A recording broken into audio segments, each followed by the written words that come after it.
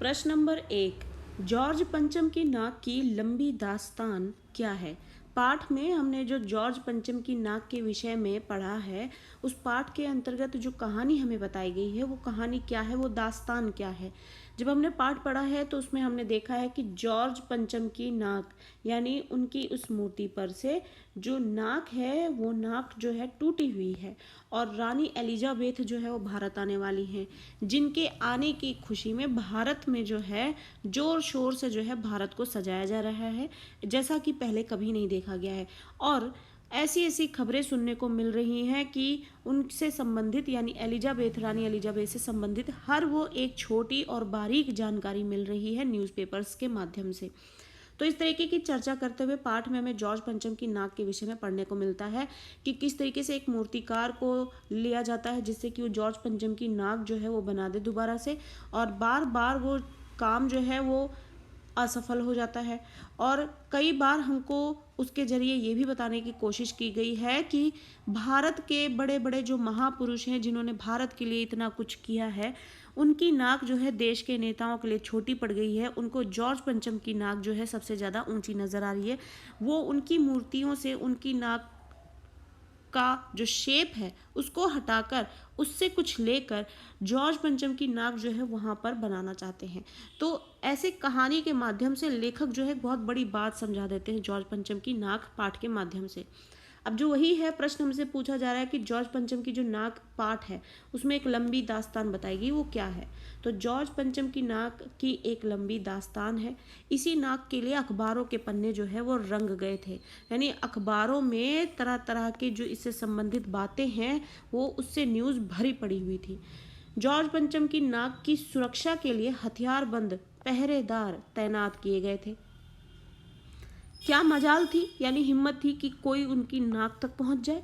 हिंदुस्तान में जगह जगह ऐसी नाकें खड़ी थी और जिन तक लोगों के हाथ पहुंच गए उन्हें शान और शौकत के साथ उतारकर अजायब घरों में पहुंचा दिया गया। कहीं कहीं तो शाही लाटों की नाकों के लिए गुरिल्ला युद्ध भी होता रहा। अब आप यहाँ पर देखेंगे एक साधारण सी बात पढ़ रहे हैं कि नाक के लिए कितनी बड़ी पहरेदारी, हथियारबंद पहरेदारों की तैनाती है, लेकिन इसमें जो एक हिडन बात है जो हमें समझना है वो ये है कि जॉर्ज पंचम की नाक की सुरक्षा, जॉर्ज पंचम जो कि हमारे भारतीय नहीं है, जिन्होंने भारत के लिए कुछ किया नहीं है, जो हमारे भारत के बड़े बड़े महान और महापुरुष लोग जो हैं जिन्होंने देश के लिए ना जाने क्या कुछ किया है, उनके नाक के लिए इतने बड़े हथियारबंद पहरेदारों की तैनाती कभी नहीं हुई। क्या उनकी नाक हमारे देश के नेताओं के लिए छोटी है, यानी उनकी इज्जत कम लगती है? और जॉर्ज पंचम की नाक उनके लिए बहुत बड़ी नाक है, यानी कि उनकी इज्जत जो है बहुत बड़ी इज्जत है, जिसके लिए हथियारबंद पहरेदार तैनात कर दिए गए।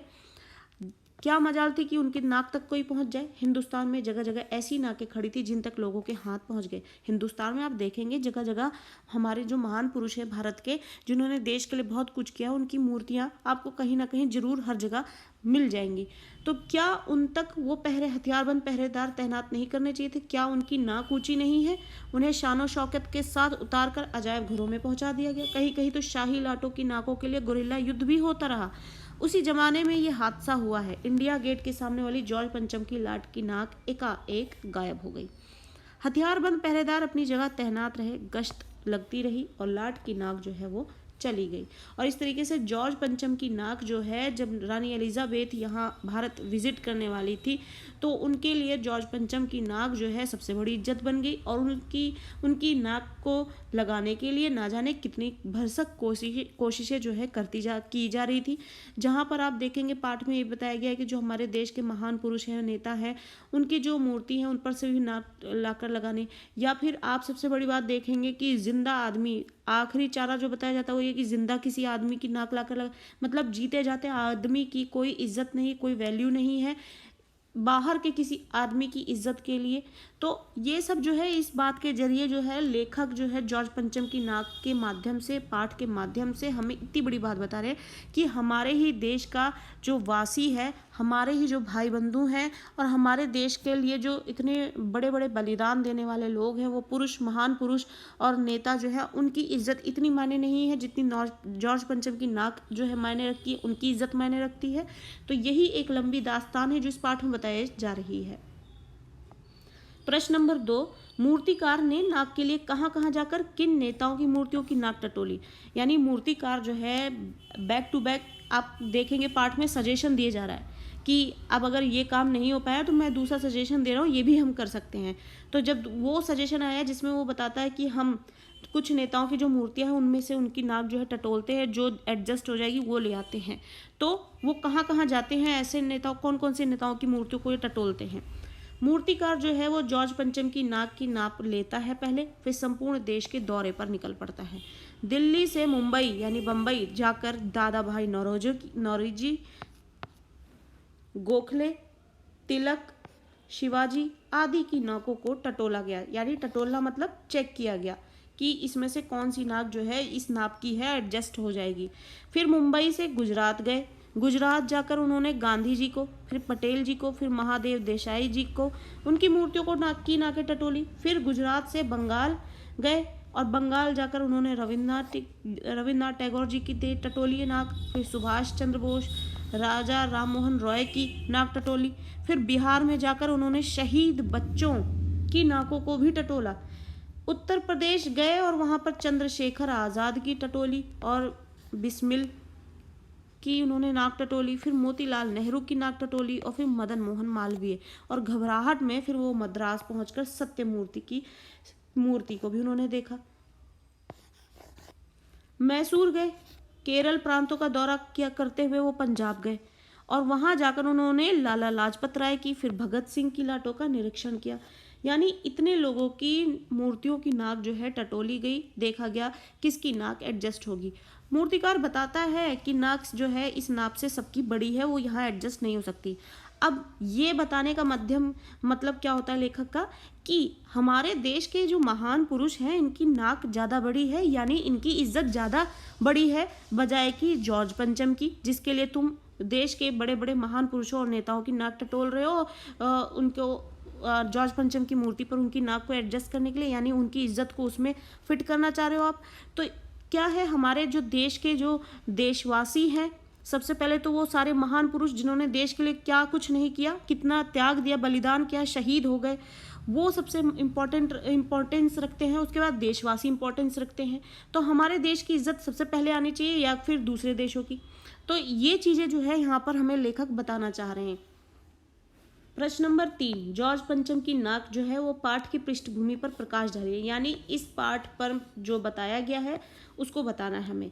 इसमें क्या मुख्य बात है, क्या विषय जो है लेकर चले हैं, वो चीज़ें बतानी है। जॉर्ज पंचम की नाक की पृष्ठभूमि उस समय की है, यानी ये उस समय की बात है, उस समय का विषय है जब इंग्लैंड की रानी एलिजाबेथ द्वितीय अपने पति के साथ हिंदुस्तान पधारने वाली थी। अखबारों में नित्य उनकी चर्चा हो रही थी। रोज लंदन के अखबारों से खबरें आ रही थी कि शाही दौरे के लिए कैसी कैसी तैयारियां हो रही हैं। रानी एलिजाबेथ का दर्जी जो है वो परेशान था कि हिंदुस्तान, पाकिस्तान और नेपाल के दौरे पर रानी अब कब क्या पहनेंगी। उनका सेक्रेटरी और जासूस भी एलिजाबेथ के आने से पहले ही इस महाद्वीप का तूफानी दौर करने वाले थे। कहने का मतलब है रानी एलिजाबेथ इससे पहले कि यहाँ विजिट करे, उससे पहले उनका सेक्रेटरी जो है यहाँ पर आकर सब कुछ एडजस्ट करना चाहता है और उसके अनुकूल देखना चाहता है कि जो है देश में आने लायक है, विजिट करने लायक है या नहीं, माहौल एडजस्टेबल होगा या फिर अनुकूल होगा, देन वो जो है यहाँ पर विजिट करेंगे। तो ये एक प्रोसेस है जिसमें ये सब कुछ, तो यही पृष्ठभूमि जो है यही विषय है इस पाठ का, जॉर्ज पंचम की नाक, जिसमें उन्होंने मेनली जो बात है वो यहाँ से शुरू होती है, जिसके जरिए पूरा का पूरा भारत जो है सजने संवरने लग जाता है, जैसा कि पहला कभी नहीं देखा गया। और फिर बाद में मुसीबत सामने आती है कि जॉर्ज पंचम की जो नाक है वो गायब मिलती है, जो इंडिया गेट पर थी वो मूर्ति, उस पर से जो है जॉर्ज पंचम की नाक गायब होती है, जिसके लिए बड़े बड़े नेताओं, महान पुरुषों की नाकों को एडजस्ट करने की कोशिश की, यानी कि उनकी इज्जत को इनकी इज्जत में फिट करने की कोशिश की गई, जो कि बहुत गलत बात है कि हमारे ही देश के महान पुरुष जो हमारे देश के लिए ना जाने क्या क्या नहीं किए और उनकी इज्जत जो है उनको आज इनके आगे कम लग रही है। तो ये सारी बातें जो है यहाँ पर समझाना चाहते हैं पाठ के माध्यम से लेखक। प्रश्न नंबर 4, रानी के दौरे का समय जैसे जैसे नजदीक आ रहा था वैसे वैसे सरकारी तंत्र, यानी जो सरकारी तंत्र है, जो सरकार है, उसके माथे पर बल पड़ते आ रहे थे। बल पड़ना यानी कि परेशानी दिख रही थी। माथे पर बल पड़ने के क्या कारण थे, क्यों, क्या किस चीज़ की टेंशन थी उन्हें, जब जैसे जैसे समय नज़दीक आ रहा था कि रानी जो है वो भारत दौरे के लिए आने वाली है, शाही दौरा होने वाला है, तो उनकी टेंशन क्यों बढ़ती जा रही थी। तो रानी के दौरे को लेकर सभी तैयारियां लगभग पूरी हो चुकी थी, फिर भी एक परेशानी आ गई थी जिसके कारण सरकारी तंत्र के माथे पर बल पड़े हुए थे कि उसी समय जॉर्ज पंचम की नाक हथियारबंद पहरेदारों का गश्त लगते हुए भी गायब हो गई। नई दिल्ली में सब कुछ संपन्न दिखाई दे रहा था, यानी नई दिल्ली जो है पूरी तरीके से तैयार थी, एडजस्ट हो चुकी थी, माहौल तैयार कर दिया गया था कि अब रानी एलिजाबेथ जो है यहाँ पर आकर विजिट करें और सब कुछ अच्छा है। लेकिन प्रॉब्लम जो थी वो ये यहाँ पर आ जाती है कि जॉर्ज पंचम की नाक नहीं थी। तंत्र के लिए यानी सरकार के लिए नाक की बात थी, उनकी इज्जत की, नाक की बात का मतलब इज्जत, जहाँ नाक की बात आती है यानी वो इज्जत है, इज्जत की बात की जा रही है कि समय रहते नाक कैसे लगवाई जाए, और ये प्रश्न सामने आ जाता है। प्रश्न नंबर 5, रानी के आने से पहले नाक को लगवाने के लिए क्या प्रबंध किए गए। अब रानी एलिजाबेथ जो है वो आने वाली है भारत विजिट के लिए, दौरे के लिए आने वाली हैं, लेकिन जो जॉर्ज पंचम की नाक है वो गायब है। उसको एडजस्ट कराने के लिए या बनवाने के लिए क्या क्या कोशिशें की गई हैं, यहाँ पर ये प्रश्न पूछा जा रहा है। तो रानी के आने से पहले नाक कैसे लगवाई जाए, इसके लिए निम्नलिखित प्रबंध किए गए। पहला ये कि देश के खैर ख्वाहों, यानी जो देश की फिक्र करने वाले हैं, यानी जो सरकारी तंत्र हैं जो हमारे, उसमें जो हमारे बड़े बड़े नेता हैं या फिर जो उनके रखवाली करने वाले हैं, उनकी मीटिंग बुलाई गई और मसला जो है यानी जो समस्या है उसको पेश किया गया कि क्या किया जाए। सबसे पहला स्टेप ये लिया गया। फिर उसके बाद ये स्टेप लिया गया कि उच्च स्तर पर निर्णय लिया गया कि हर हालत में नाक होना बहुत ज़रूरी है, कैसे भी नाक लगवाई जाए। फिर तीसरा स्टेप ये कि अंत में निर्णय हुआ और एक मूर्तिकार को दिल्ली आने का हुक्म दिया गया और मूर्तिकार दिल्ली हाजिर हुआ और फिर उसको इजाज़त दी गई कि किसी न किसी तरीके से मूर्ति पर जो है नाक को लगाया जाए, और इस तरीके से रानी के आने से पहले नाक को लगवाने के लिए ये प्रबंध और ये कोशिशें की गई। प्रश्न नंबर 6, मूर्तिकार दिल्ली आया और उसकी आंखों में आंसू आ गए, क्यों। मूर्तिकार जो है वो दिल्ली आता है, मूर्तिकार को जॉर्ज पंचम की नाक जो है लगाने के लिए काम मिलता है, वो दिल्ली आता है उसके लिए और उसकी आंखों में आंसू आ जाते हैं, क्यों। मूर्तिकार ने दिल्ली आकर हुक्कामों के चेहरे देखे तो उनके चेहरों पर अजीब परेशानी दिखाई दी। हुक्कामों यानी जो हमारे जो देश के खैरख्वाह हैं, उनके वो बहुत परेशान थे और उन्होंने मूर्तिकार को इसी के लिए बुलाया था कि वो जॉर्ज पंचम की नाक लगा सके। कुछ चेहरे लटके हुए थे और कुछ उदास थे और कुछ बदहवास थे, होश उड़े हुए थे, यानी उनकी हालत देखकर लाचार मूर्तिकार की आंखों में आंसू आ गए। मूर्तिकार उनकी इस परेशानी को जानना चाहता था, तभी एक आवाज़ सुनाई दी, मूर्तिकार जॉर्ज पंचम की नाक लगानी है। और इस तरीके से जो मूर्तिकार है वो देश के जो हुक्कामों हैं और जो खैर ख्वाह हैं, यानी आप कहिए, तो उनकी परेशानी को देखकर वो परेशान हो जाता है और जब उसको ये बात सुनाई देती है मूर्तिकार जॉर्ज पंचम की नाक लगानी है, तो ये जो है उसका काम जो है उसे यहाँ पर इस तरीके से बताया जाता है और उसकी आंखों में आंसू इसीलिए आते हैं कि वो सभी लोगों को परेशान वहाँ पर देखता है। प्रश्न नंबर 7, जॉर्ज पंचम की नाक लगानी है सुनकर मूर्तिकार ने क्या कहा और उसका हुक्कामों पर क्या प्रभाव पड़ा। जब मूर्तिकार को ये बोला गया कि जॉर्ज पंचम की नाक लगानी है तो ये बात सुनकर मूर्तिकार ने क्या कहा और उसका हुक्कामों पर क्या प्रभाव पड़ा, उनको क्या ये इस बात से क्या प्रभाव पड़ा। जॉर्ज पंचम की नाक लगानी है सुनकर मूर्तिकार ने कहा कि नाक लग जाएगी, पर मुझे ये मालूम होना चाहिए कि ये लाट कब और कहाँ बनी थी, उस लाट के लिए पत्थर कहाँ से लाया गया था, यानी उसको सारी इन्फॉर्मेशन चाहिए कि किस मटेरियल से जो है मूर्ति बनी थी और जो है फिर उस मटेरियल को लाया जाएगा और फिर वो मूर्तिकार मूर्ति के पास जाएगा, नाप लेगा, सब कुछ देखेगा और फिर उस पर वो बना देगा। मूर्तिकार की बातें सुनकर सभी हुक्काम एक दूसरे की ओर ताकने लगे, देखने लगे। एक की नज़र ने दूसरे से कहा कि ये बताने की जिम्मेदारी तुम्हारी है। अंत में निर्णय हुआ, एक क्लर्क को फ़ोन कर बुलाया गया और उसे इस बात का पता लगाने का काम सौंप दिया गया। यानी मूर्तिकार जो है ये प्रश्न करता है कि वो लाट का जो पत्थर, इस लाट के लिए जो पत्थर लाया गया था वो कहाँ से लाया गया था, यानी मटेरियल जो है वो कहाँ का यूज़ किया गया है, अब इसकी भी जानकारी नहीं है किसी को। इसके लिए फिर क्लर्क को बुलाया गया, क्लर्क को ये काम सौंपा गया कि जो ये प्रश्न पूछा जा रहा है इसका जवाब देना है, यानी इसकी जानकारी देनी है, तो इसकी जानकारी देने के लिए तुम्हें ये काम सौंपा जाता है। तो जानकारी जो हमारे देश के खैरख्वाह हैं उन्हें जानकारी किसी भी चीज़ की नहीं है, लेकिन वो हमारे देश के खैरख्वाह हैं। तो हर जगह जो है लेखक जो भी बात कर रहा है यहाँ पाठ में टॉन्ट मार रहा है कि जो हमारे देश के रखवाले हैं उनको किसी चीज़ की जानकारी नहीं है। काम दिया जा रहा है जिनके लिए नाक सबसे बड़ी इज्जत का काम हो गया, वो भी हमारे देश के जो सबसे बड़े नेता हैं, महान पुरुष हैं, जो हमारे देश के लिए शहीद हो गए, उनकी इज्जत उनके आगे कुछ भी नहीं नज़र आ रही है।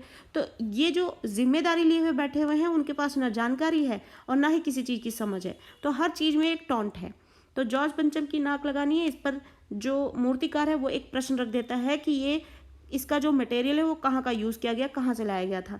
अब ये चीज़ की जानकारी भी जो है हुक्कामों को नहीं पता है और वो परेशान हो जाते हैं और फिर उनको एक क्लर्क जो है फिर लाना पड़ता है और वो उसको जिम्मेदारी दी जाती है कि वो इसका पता लगाकर बताए।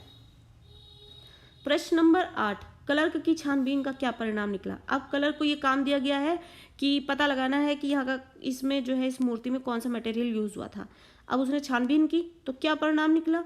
क्लर्क ने पूरी मुस्तैदी से छानबीन की। पुरातत्व विभाग, पुरातत्व यानी जो आप पुराने जो हमारे ऐतिहासिक जो चीज़ें हैं वो उस विभाग की जो फाइलें जिनके पास रहती है, पुरातत्व विभाग की फाइलों के पेट चीरे गए। पेट चीरने का मतलब कि बहुत सालों से पुरानी फाइलें जो दबी जा रही हैं, जिनको कभी कोई खोलता नहीं है या फिर निकालता नहीं है, आज वो सारी फाइलें खोल दी गई पर कुछ भी नहीं पता चला। क्लर्क ने लौटकर कमेटी के सामने कांपते हुए बयान दिया कि सर मेरी खता माफ़ हो, यानी मेरी जो ये हिम्मत है जो बात लेकर आपके सामने आ रहा हूँ उसके लिए माफ़ी हो। फाइलें सब कुछ हजम कर चुकी हैं, यानी कि फाइलों में कुछ भी नहीं है, फाइलें गायब हो गई हैं। क्या है जो भी है कोई भी जानकारी हमारे पास नहीं है।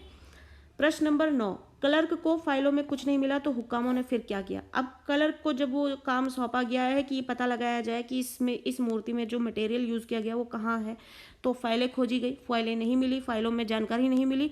तो उसके बाद हुक्कामों ने क्या किया। क्लर्क को फाइलों में पत्थर के बारे में कुछ विवरण यानी जानकारी नहीं मिली, तो उस पर हुक्कामों के चेहरे पर उदासी के बादल छा गए। फिर एक खास कमेटी बनाई गई और उसके जिम्मे ये काम दे दिया गया कि जैसे भी हो ये काम होना है और इस नाक का दारोमदार कमेटी पर है। तो इस तरीके से अब जो है हुक्कामों ने ये काम जो है आगे बढ़ाया और ये काम जो है इसके लिए एक कमेटी बनाई गई और उस कमेटी पर ये सारे का सारा जो जिम्मेदारी है, दारोमदार मतलब की जिम्मेदारी कि वो जो कमेटी है वो सारा काम अब इसके बारे में देखे और काम पूरा का पूरा समय पर होना चाहिए। प्रश्न नंबर 10, सभापति का कौन सा छोटा सा भाषण अखबारों में छप गया। सभापति को जब मूर्तिकार ने आश्वासन दे दिया तब सभापति ने बड़े गर्व से कहा, ऐसी क्या चीज़ है जो हिंदुस्तान में मिलती नहीं है।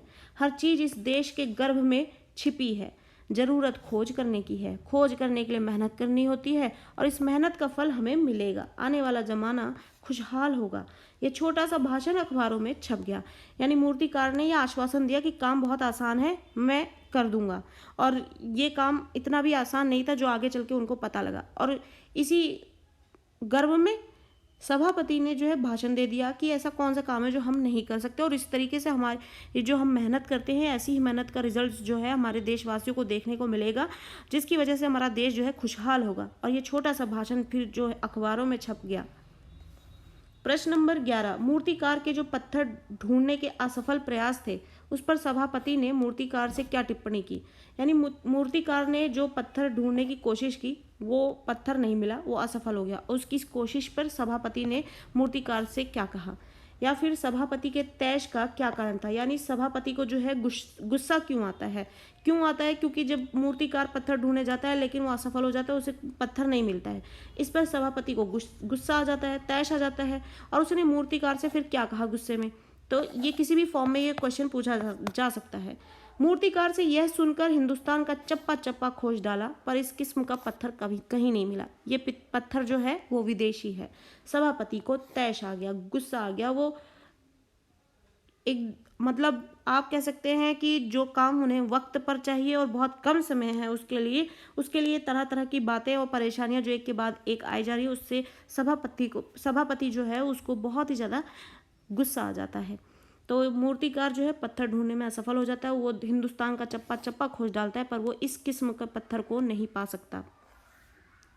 सभापति ने तैश में आकर फिर मूर्तिकार से कहा कि लानत है आपकी अक्ल पर, यानी उसको इतना गुस्सा आता है कि फिर वो इसको यानी कि मूर्तिकार को बोलता है कि तुम पर लानत है जो इस तुम्हारी अक्ल पर, विदेशों की सारी चीज़ें हम अपना चुके हैं, दिल दिमाग तौर तरीके रहन सहन, जब हिंदुस्तान में बाल डांस तक मिल जाता है तो पत्थर क्यों नहीं मिल सकता।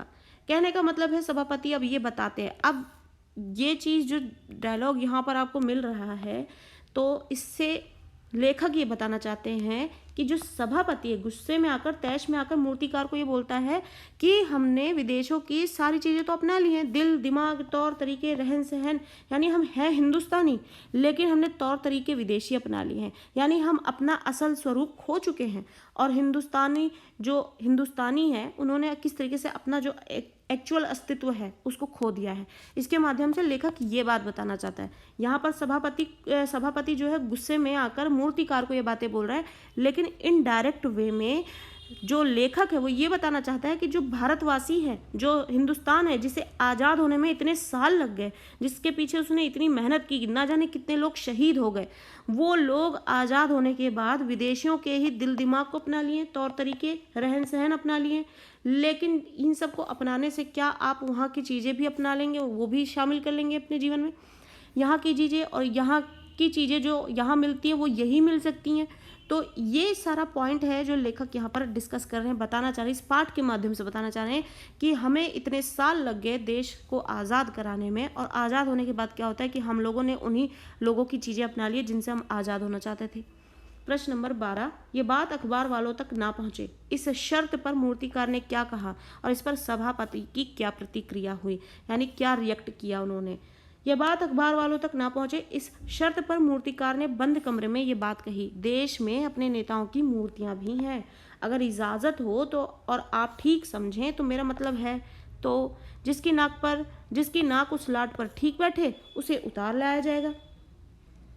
इस पर सभापति ने प्रतिक्रिया यानी कि रिएक्ट किया, और उस रिएक्ट करने पर उन्होंने धीरे से कहा लेकिन बड़ी सावधानी से, यानी कि उन्होंने अपनी इज्जत बचाने के लिए देश की इज्जत को दांव पर लगा दिया। यानी जो देश के जो बड़े बड़े नेता हैं उनकी जो मूर्तियां हैं उस पर से उनकी नाक हटाकर यहाँ जॉर्ज पंचम की जो मूर्ति है उस पर लगाना चाहते हैं।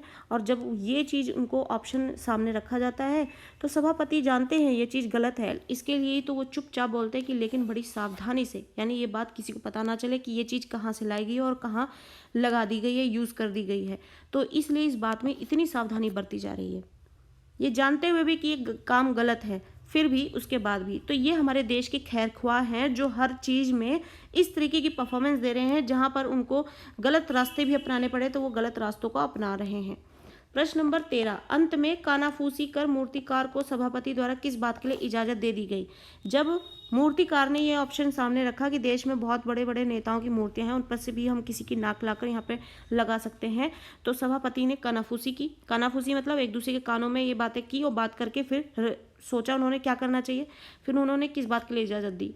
सभापति द्वारा लोगों से कानाफूसी करके मूर्तिकार को इजाज़त दे दी गई, क्योंकि नाक लगना एकदम ज़रूरी है, इसलिए मेरी राय है कि 40 करोड़ में से कोई एक जिंदा नाक काट कर लगा दी जाए। और जब ये ऑप्शन दिया जाता है कि अब जिंदा लोगों की में से किसी की नाक काट कर इस मूर्ति पर लगा दी जाए, तो कानाफूसी करने के बाद सभापति ने ये इस चीज़ के लिए भी इजाज़त दे दी कि किसी भी 40 करोड़ में से किसी एक भी आदमी की नाक काट कर अगर एक मूर्ति पर लगा दी जाती है तो क्या नुकसान है। यानी अपने देश का जो वासी है उसके लिए वो प्यारा नहीं है, और एक मूर्ति के लिए एक जिंदा व्यक्ति की नाक ले लेना जो है उनके लिए ज़्यादा इम्पॉर्टेंट लगता है। तो ये चीज़ें जो है, ये जो देश में जो आंतरिक रूप से जो खोखलापन है उसको यहाँ पर लेखक सामने ला रहे हैं। प्रश्न नंबर 14, सभापति द्वारा मूर्तिकार को जिंदा नाक लगाने की इजाज़त दिए जाने पर अखबार वालों ने अखबार में क्या छापा। जब सभापति ने मूर्तिकार को जिंदा नाक लगाने की इजाज़त दे दी तो अखबार वालों ने अखबार में क्या छापा। सभापति ने जिंदा नाक लगाने की इजाजत तो दे दी, इस प्रकरण को अखबारों में छापा गया। अखबारों में सिर्फ इतना छापा कि नाक का मसला हल हो गया है और राजपथ पर इंडिया गेट के पास वाली जॉर्ज पंचम की लाट की नाक लग रही है। यानी एक सबसे बड़ी समस्या थी और इस समस्या का हल निकल चुका है, ये पेपर में छाप दिया गया। ये नहीं बताया गया कि किसी भी जिंदा व्यक्ति की नाक ढूंढी जा रही है जिस पर उसको लगाया जाएगा। प्रश्न नंबर 15, अखबार वाले सरकारी तंत्र की इच्छा के अनुकूल भी लिखते हैं और ऐसे कार्यों को छापने से बचते भी हैं जो उनको नहीं करना चाहिए। स्पष्ट कीजिए, जो अखबार वाले हैं वो सरकार जो बोलती है करती है उसकी इच्छा के अनुसार भी काम करते हैं और ऐसे कार्यों को भी छापने से बचते हैं जो उनको नहीं करना चाहिए। यानी वो चीज़ें भी वो बताने की भरपूर कोशिश करते हैं जो उन्हें नहीं बताना चाहिए। तो इस हिसाब से ये करना क्या चाहते हैं, ये चीज़ हमें यहाँ पे स्पष्ट करनी है। अखबार वाले जो है वो सरकारी तंत्र की प्रशंसा में तो खूब रस लेकर छोटी सी भी बात को छापते हैं, किंतु जिस कार्य से सरकार की पोल खुलती है, यानी जो सरकार को सामने रख देती है, यानी कि पीछे से वो छुपे छुपे जो काम कर रहे हैं जो लोगों के हक में नहीं होते, अगर वो पोल खोलने वाली बात होती है तो उससे या तो वो बचते हैं या उसमें शब्दों की हेरफेर करके अनर्थ को अर्थवान बनाकर प्रस्तुत कर देते हैं, यानी गलत काम को सही काम के रूप में पेश कर देते हैं। अखबार वालों का क्या काम है, या सरकारी तंत्र की जो अच्छी बातें होती हैं उनको वो तो छाप देते हैं, लेकिन जहाँ सरकार की पोल खुलनी होती है वहाँ पर उनके गलत कामों में इस तरीके का कनेक्टिविटी बना देते हैं कि वो अर्थवान यानी वैल्यूएबल काम लगने लग जाए, तो वो उसको इस तरीके से छापते हैं। इस प्रकार जिंदा नाक लगाने के शर्मनाक दिन कोई अखबार इस घटना को यथार्थ छाप कर या कोई लेख लिख अपनी साहसिक और ईमानदार छवि प्रस्तुत नहीं कर सका।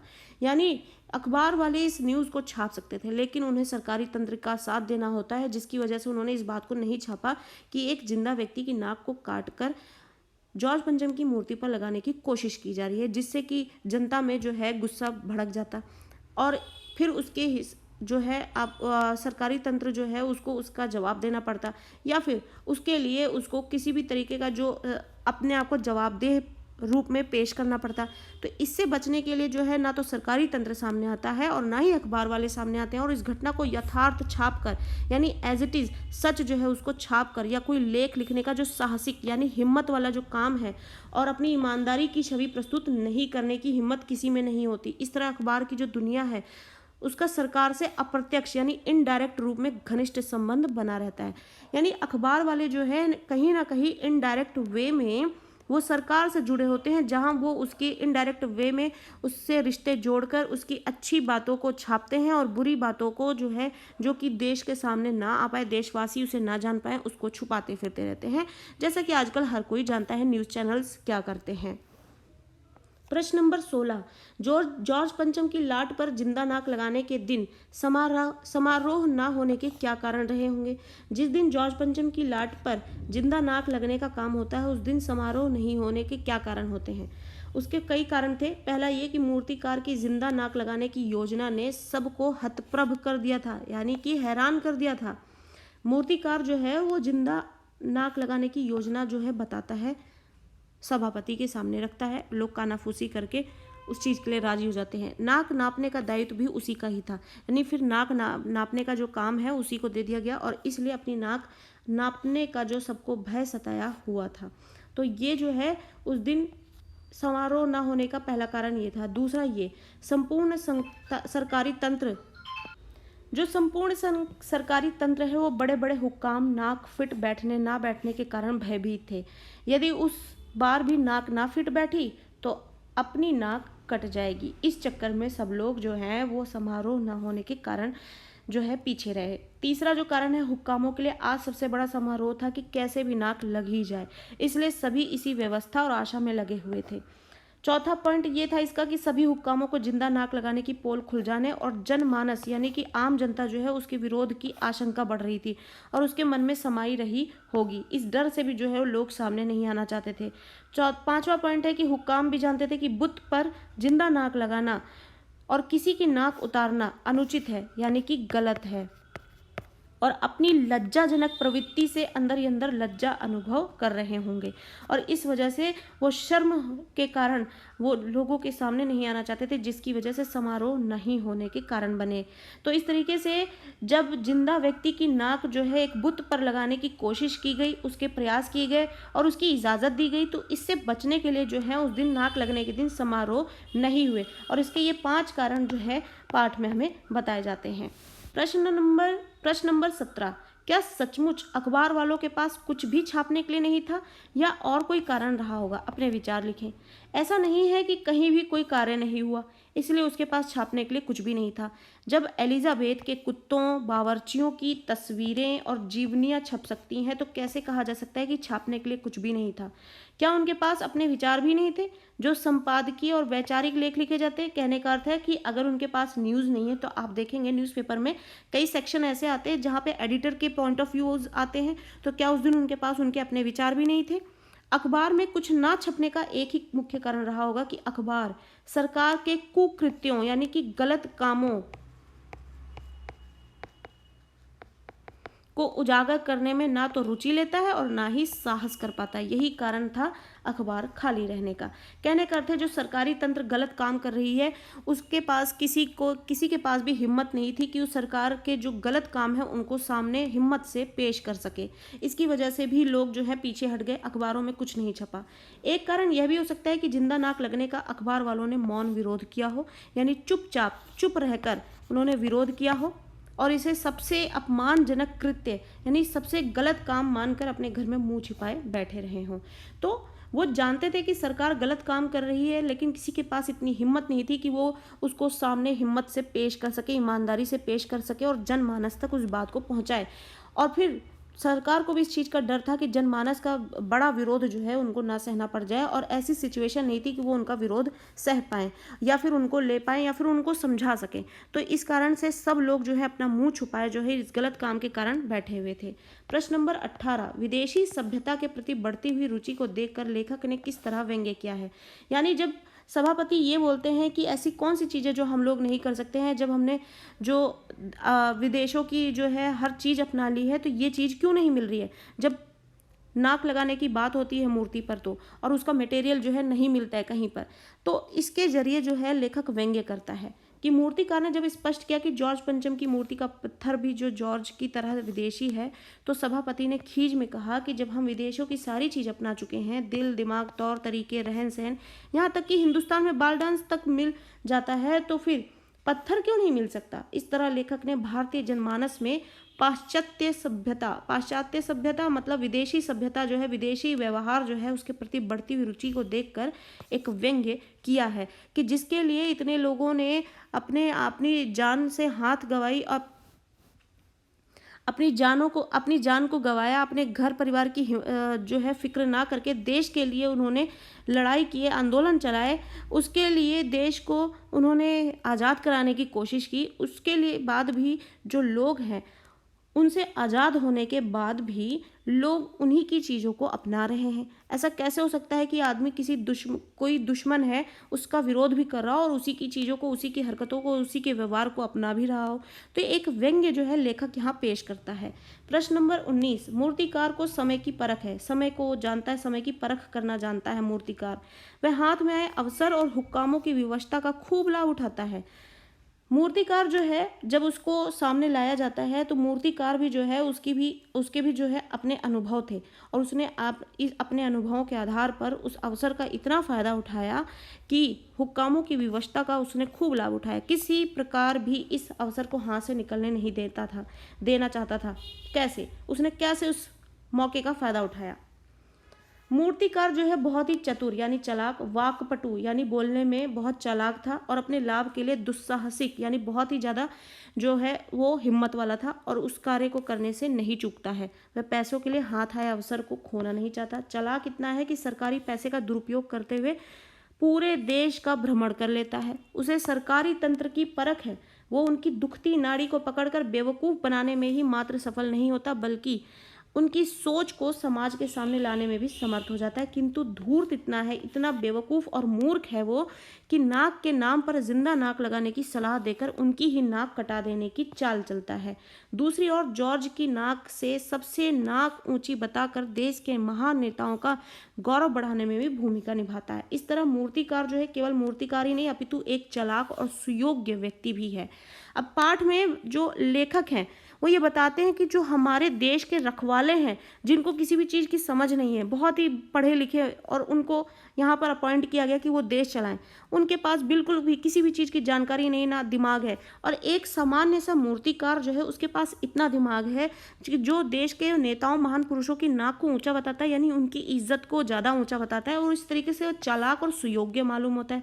और उसे पता है कि जो देश के खैरख्वाह हैं उनकी जो नब्ज है उसको टटोल कर उसका फ़ायदा कैसे उठाया जा सकता है। वो अपनी झूठी इज्जत पर मरते हैं और इस तरीके से उनकी झूठी इज्जत का फ़ायदा उठाकर वो पूरे देश का भ्रमण कर लेता है। और इस तरीके से यहाँ पर जो लेखक है तरह तरह से टॉन्ट मारते हुए ये दिखाता है कि हमारे देश की हालत कैसी है। प्रश्न नंबर 20, जॉर्ज पंचम की मूर्ति का पत्थर जो है वो विदेशी है। ये जानकर सभापति ने जो उद्गार व्यक्त किया उससे क्या स्पष्ट होता है। जॉर्ज पंचम की जो मूर्ति बनी है वो पत्थर भी जो है वो विदेशी था। इससे जो है लेखक क्या बताना चाहता है। सभापति को पता चला कि जॉर्ज की मूर्ति का पत्थर जो है वो भी विदेशी है, वह अपने देश में उपलब्ध नहीं है, तो अपनी भावनाओं को व्यक्त किया। जब हम अपने जीवन में हर प्रकार की विदेशी वस्तु का प्रयोग कर रहे हैं और जॉर्ज भी विदेशी हैं, तो फिर विदेशी पत्थर भारत में क्यों नहीं लाया गया।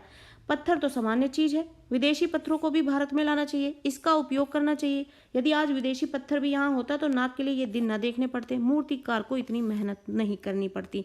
और इस तरीके से जो ये सभापति है उसने अपने ये विचार जो है व्यक्त किए देश के प्रति, कि उसको जब देश ने विदेशों की हर चीज़ को अपना लिया है तो पत्थर तो मामूली सी चीज़ है, तो उसको क्यों नहीं लाया। यानी वो देश के कण कण को विदेशी बना देना चाहता है, देश का जो अपना असल अस्तित्व है उसको खत्म ही कर देना चाहता है। प्रश्न नंबर 21, सरकारी दफ्तरों के क्लर्कों में उत्तरदायित्व का अभाव दिखाई देता है। यानी जो सरकारी दफ्तर हैं उसमें जो क्लर्क हैं उनकी जो जिम्मेदारी है वो उसमें उसका अभाव दिखता है, कमी दिखती है। कैसे, ये कौन से पॉइंट से पता चलता है हमें पाठ में जो लेखक बताते हैं। सरकारी दफ्तरों के जो क्लर्क हैं उनमें दायित्व का प्रायः अभाव दिखता है। वे प्रमुख और करने योग्य कार्य से बचना चाहते हैं। आप देखते ही हैं सरकारी दफ्तरों में जाएं आप, कितना ढीला काम चलता है। अब वहाँ पर आम जनता जो है वो सिर्फ परेशान होती है। इस कार्य को करने की जिम्मेदारी किसी और की है और ऐसी उनकी सोच बनी रहती है। यानी वो एक दूसरे पर काम टालते हैं और काम कोई भी नहीं करना चाहता है। मूर्तिकार ने लाट के बारे में पूछा कि ये लाट कब बनी, कहाँ बनी। ऐसे प्रश्न पूछने पर वे एक दूसरे की ओर ताकते हैं और हर एक की नज़र यही कहती है कि यह जिम्मेदारी तो तुम्हारी है, तुम्हारी थी। इस तरह ठीकरा जो है हर कोई एक दूसरे के ऊपर जो है इसका जो जिम्मेदारी है या फिर जो इल्ज़ाम है वो एक दूसरे पर फोड़ना चाहते हैं, एक दूसरे पर फोड़ा जाता है। अंत में ये गाज जो है वो छोटे कर्मचारी पर आकर गिरती है। कहने का अर्थ है कि सरकारी दफ्तरों में ऐसा ही होता है कि कोई भी अपना काम समय पर नहीं करना चाहता, ना जिम्मेदारी लेना चाहता है, और कभी ऐसा वक्त आता है जहां उसको अपनी जिम्मेदारी की परफॉर्मेंस देनी होती है तो वो एक दूसरे पर सबको जो ये कमी होती है उसका जो झूठ होता है या फिर इल्ज़ाम होता है वो एक दूसरे पर थोपते हुए नजर आते हैं और वो इल्ज़ाम जाकर गिरता है छोटे कर्मचारियों पर, और जो कि हमें पाठ में दिखाया गया है। प्रश्न नंबर 22, जॉर्ज पंचम की नाक पाठ के आधार पर उन नकारात्मक मूल्यों का उल्लेख कीजिए जिनके कारण आपाधापी की स्थिति उत्पन्न हो गई थी। आपाधापी का मतलब ये है कि समय कम था, नाक जो है उसका कोई इंतज़ाम नहीं हो पा रहा था कि किस तरीके से मूर्ति जो है पूरी की जाए। तो ये स्थिति क्यों पैदा हुई। एक तो हम देखते हैं कि सरकारी कामकाज जो है इतने ढीले रहते हैं, तो यही दिखाया गया है कि किस तरीके से पाठ के आधार पर नकारात्मक मूल्य जो हमारे देश के वो नेगेटिव पॉइंट्स जो हैं वो किस तरीके से प्रेजेंट किए गए हैं पाठ में। तो वो नेगेटिव पॉइंट्स जो है कौन कौन से बताए गए हैं, वो स्थिति क्यों उत्पन्न होती है, वो सारी चीज़ें हमें बतानी है। जॉर्ज पंचम की जो टूटी नाक है वो पुनः जोड़ने के लिए नई दिल्ली स्थित सरकारी महकमे में आपाधापी की स्थिति उत्पन्न हो जाती है। हर कोई भागता है, दौड़ता है, सब किसी के ऊपर जिम्मेदारी दी जा रही है, मूर्तिकार बुलाया जा रहा है और जल्दी जल्दी में सारे काम निपटाने की कोशिश की जा रही है। और इस आपाधापी का कारण कुछ लोगों की सोच और नकारात्मक मूल्य थे। ये नकारात्मक मूल्य निम्नलिखित थे। पहला पॉइंट था गुलामी की मानसिकता। देश को आज़ादी मिले इतना लंबे समय बीत जाने पर भी कुछ लोगों के अंदर अब भी गुलामी की मानसिकता बनी हुई थी। दूसरा पॉइंट ये कि निर्णय क्षमता की कमी, निर्णय नहीं ले पाते हैं लोग।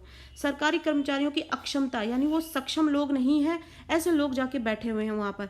और कमेटी के हुक्कामों के निर्णय लेने की अक्षमता के कारण ये आपाधापी मची हुई थी। तीसरा पॉइंट गैर जिम्मेदाराना व्यवहार, यानी लोग अपनी जिम्मेदारी को समय से नहीं निभाते, वो गैर जिम्मेदाराना व्यवहार जो है इसका कारण बनता है।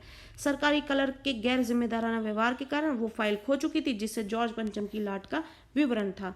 या फिर चौथा पॉइंट जो है देशभक्तों का अपमान, जो देशभक्त हैं हमारे, उनका जो है अपमान इसका एक कारण बनता है कि मूर्तिकार द्वारा भारत के विभिन्न प्रांतों में जाकर शहीद देशभक्तों की नाक नापना उनके त्याग एवं बलिदान का अपमान होता है। और ये सारे कारण जो है बनते हैं नकारात्मक मूल्यों को पेश करने के।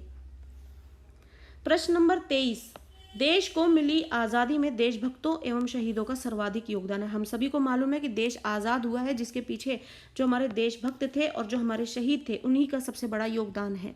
जॉर्ज पंचम की नाक पाठ के आधार पर बताइए कि लेखक ने उनका उल्लेख किन गुणों के कारण किया है और लेखक ने उनका उल्लेख कैसे कैसे किया है, ये हमें बताना है। पहला पॉइंट देशभक्ति की प्रबलता, यानी देशभक्ति का जो भाव है वो प्रबल रूप में जोर शोर से होता है। देशभक्तों एवं शहीदों में देशभक्ति की भावना जो है वो कूट कूट कर भरी थी। दूसरा पॉइंट राष्ट्र के स्वाभिमान की समझ, यानी जो देश का जो अभिमान है उसकी समझ होना जो है वो उसका योगदान को हमें परिलक्षित करता है या फिर दिखाता है। राष्ट्र का जो स्वाभिमान है उनके लिए इन शहीदों ने अपने जीवन की परवाह नहीं की। जो शहीद हैं उन्होंने अपने घर परिवार की चिंता नहीं की। अगर वो भी अपने घर परिवार की चिंता करते तो वो भी अपने घरों में बैठे मिलते, वो शहीद ना होते और ना हमारा देश आज़ाद होता। तीसरा पॉइंट राष्ट्र की पुकार में शामिल, देशभक्तों ने सब कुछ अनसुना करके राष्ट्र की पुकार में स्वयं को संलग्न यानी जोड़ लिया, शामिल कर लिया। चौथा पॉइंट राष्ट्रहित की सर्वोपरि समझ, यानी कि उन्होंने सबसे ऊपर जो चीज रखी वो ये कि देश के लिए ही अपने आप को समर्पित करना। देशभक्तों के लिए राष्ट्रहित ही सर्वोपरि था, यानी कि जो लोग देश के भक्त होते हैं वो अपने देश के लिए ही सब कुछ जो है वो देश के लिए ही होता है। उनके लिए राष्ट्रहित के सामने सब कुछ तुच्छ यानी कि बेकार होता है। तो इस तरीके से ये सारे पॉइंट जो है ये बताते हैं कि हमारे जो देशभक्त और शहीद हैं उनका योगदान जो है सर्वाधिक सबसे ज़्यादा इम्पॉर्टेंट क्यों है, क्योंकि उनमें ये सारे भाव होते हैं, वो देश को सबसे ऊपर रखते हैं। प्रश्न नंबर 24, जॉर्ज पंचम की नाक पाठ के आधार पर बताइए कि आप किन किन गुणों को अपनाना चाहेंगे। पाठ में हमें जिन अच्छे गुणों की बात की गई है और उन गुणों को, कौन से गुणों को आप अपनाना चाहेंगे। पहला पॉइंट शहीदों का सम्मान हमें करना चाहिए। मैं शहीदों का सम्मान करूंगा जिनके कारण ये अनमोल आज़ादी मिली है। दूसरा पॉइंट राष्ट्रीय स्वाभिमान का ध्यान, हमारे देश की जो इज्जत है, उसका अभिमान है, उसका हमें ध्यान रखना चाहिए। मैं देश के स्वाभिमान का सदैव ध्यान रखूंगा तथा किसी भी कीमत पर इस पर आंच नहीं आने दूंगा। तीसरा पॉइंट गुलामी की मानसिकता का त्याग, यानी हम भारत जो है अपने आप को आज़ाद कर चुका है, उसके बाद भी विदेशी व्यवहार को अपना कर बैठा हुआ है और जो चीज़ें बची हैं उनको भी अपनाना चाहता है। तो ये गुलामी की मानसिकता ही है कि जिसके पीछे हमने इतनी मेहनत करके देश को आज़ाद किया, आज भी उन चीज़ों को अपना कर बैठे हुए हैं। तो ये गुलामी की मानसिकता है। मैं गुलामी की मानसिकता त्याग कर विदेशियों का उतना ही आदर सत्कार करूंगा जितना कि आवश्यक है, जितना जरूरी है उतना ही आदर सत्कार करें। चौथा पॉइंट दृढ़ निर्णय की क्षमता, यानी कि हमें हिम्मत से किसी भी निर्णय को लेने की क्षमता होनी चाहिए। यही कार्य के लिए टालम टोल जो है वाली आदत छोड़कर मैं दृढ़ निर्णय लेने जैसे मूल्यों को अपनाना चाहूँगा। और ये सारे जो गुण हैं उनको अपनाकर मैं एक अच्छा देशभक्त साबित होने की कोशिश करूँगा, यानी कि उसका स्वाभिमान बनाए रखने की जो है कोशिश करूँगा।